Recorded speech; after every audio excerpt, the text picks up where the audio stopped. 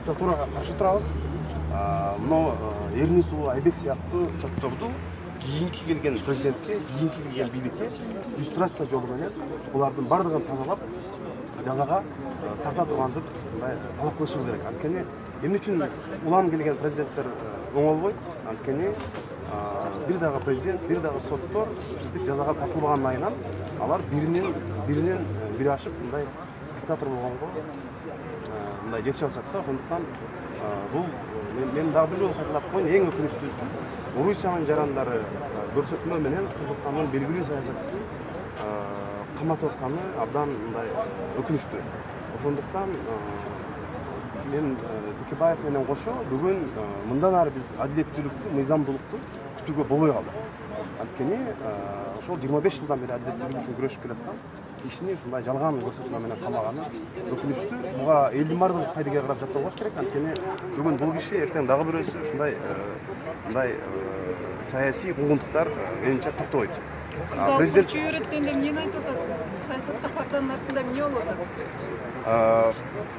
Менимче оппозициялык күчтөрдүн бардыгы ушул соттун өкүмүнөн кийин биригүүгө карай багыт алыш керек.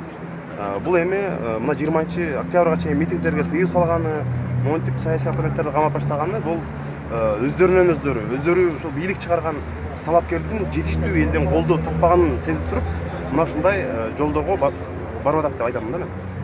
Ошол рахмат. Бул негизи чечим эмес. Бул чечим эмес.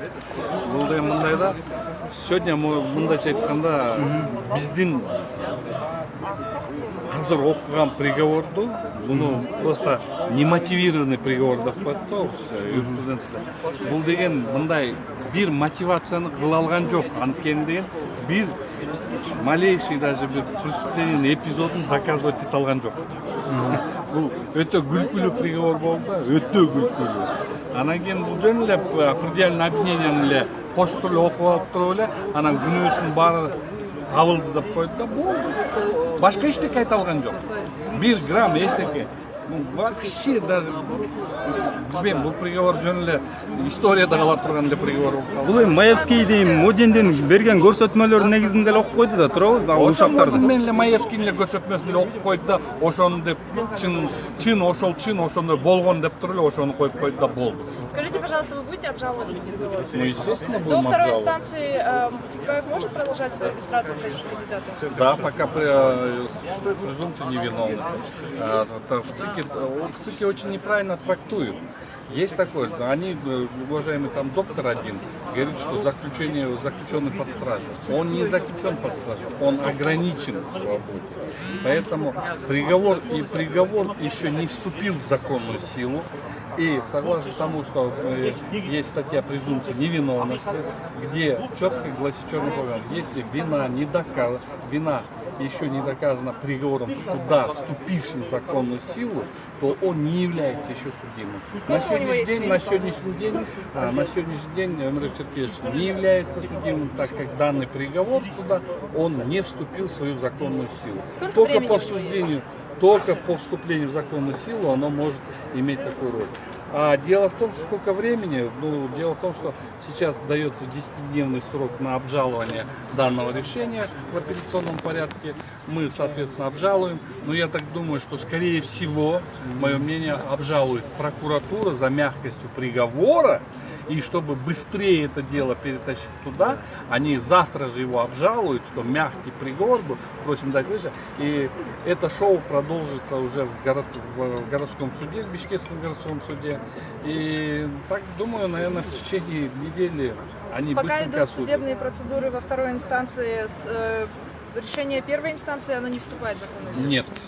Оно не вступает в законную силу, так как приговор вступит в законную силу только после решения апелляционной инстанции. Спасибо.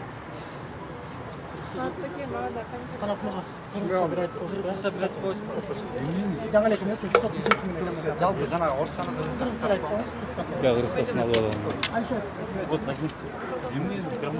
Соттун чечимин кандай кабыл алдыңыз?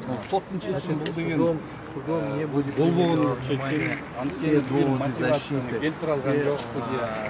Бул мындайча чын-чынына келсе, бул биздин мындайча айткан жеңишибиз. Анткени биздин келтирген доводтарыбызды бирөөсүн дагы мотивировать эте алган жок.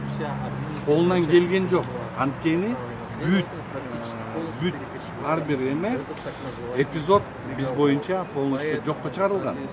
Биз доказать этип бердик, тастыктап бердик ар бир документтер менен. Сот ошону мындай жазып, ошону далилдеп берилген жок. Просто Маевский туура айтып атат, Модин туура айтып атат, Абдрахманов хотя эсинде жок деген нерсени туура айтып атат деп эле жөн эле алып туруп эле Маевскийдин сөзүн чындыкка салып туруп эле бир эле Маевский менен эле Модин показаниясы менен өкүм чыгарып салды. Жөн эле мындай, бул азыр өкүмдү карап көрсөк, бул жөн эле обвинительный заключение деген бар да. Ошол обвинительный заключениянын негизинде эле ошону эле бияка өзүнүн приговорун чыгып койду, ошону менен тапкы 8 жыл эркинен ажыртылсын деп турду. Күлкүлүү, өтө күлкүлүү. Сиздер арызданасыздарбы?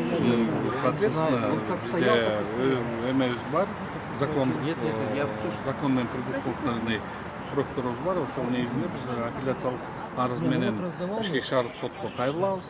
Тияктан дагы эметебиз.